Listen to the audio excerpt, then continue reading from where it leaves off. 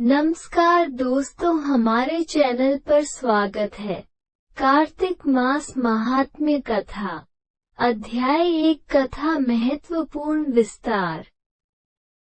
इसे सुने से सारी मनोकामना पूर्ण होगी। इस कार्तिक बहुत ही सुंदर माना गया है। 29 अक्टूबर 2023 से कार्तिक का महीना प्रारंभ हो चुका है। इस माह को बहुत ही पवित्र माना गया है। इस माह में ही भगवान विष्णु अपनी योग निद्रा से जाग जाते हैं और तब सभी तरह के मांगलिक कार्य प्रारंभ हो जाते हैं। इसी कार्तिक मास में दीपावली का महापर्व आता है। पुराणों में कार्तिक मास की महिमा का वर्णन मिलता है। इस माह में दीपदान, स्नान, विष्णु पूजा और तुलसी पूजा के साथ ही पौराणिक कथा का बहुत ही खास बहुत होता है। आओ पढ़ते हैं कार्तिक मास की कथा। सूत जी ने कहा, श्री कृष्ण जी से अनुमति लेकर देवर्षि नारद के चले जाने के पश्चात सत्यभामा प्रसन्न होकर भगवान कृष्ण से बोली, हे प्रभु, मैं धन्य हुई, मेरा जन्म सफल हुआ।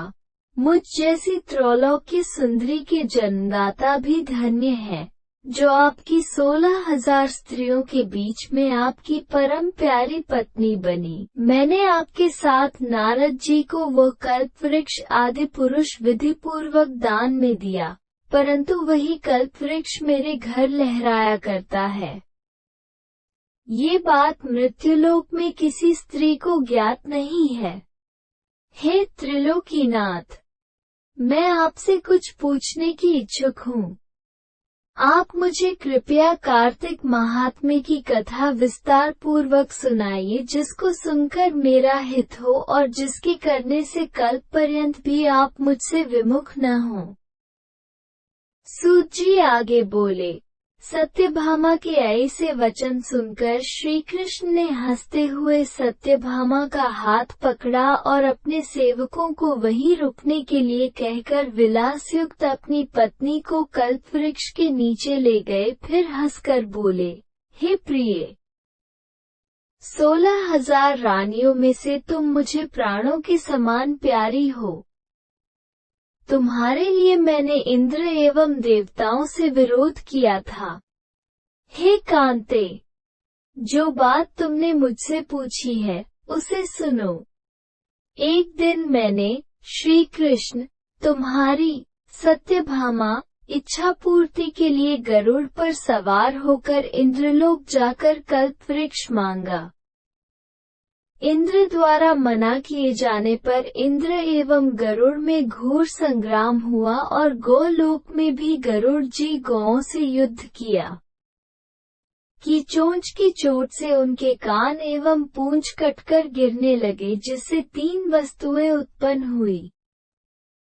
कान से तंबाकू, पूंछ से गोभी और रक्त से मेहंदी बनी।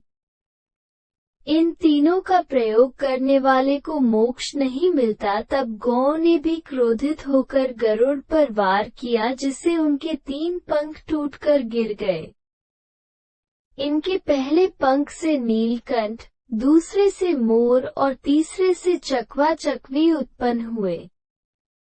हे प्रिय, इन तीनों का दर्शन करने मात्र से ही शुभ फल प्राप्त हो जाता है।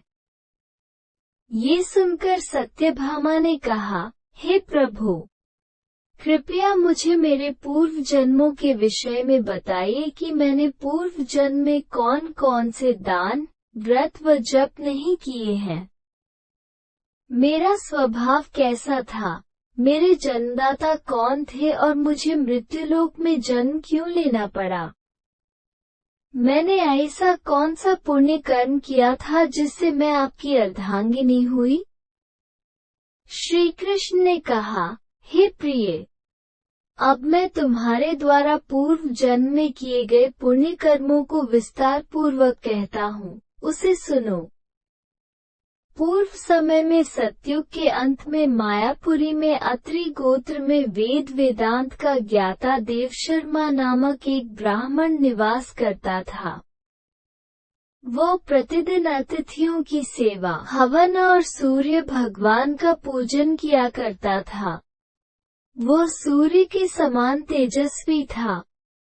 वृद्धावस्था में उसे गुणवती नामक कन्या की प्राप्ति हुई।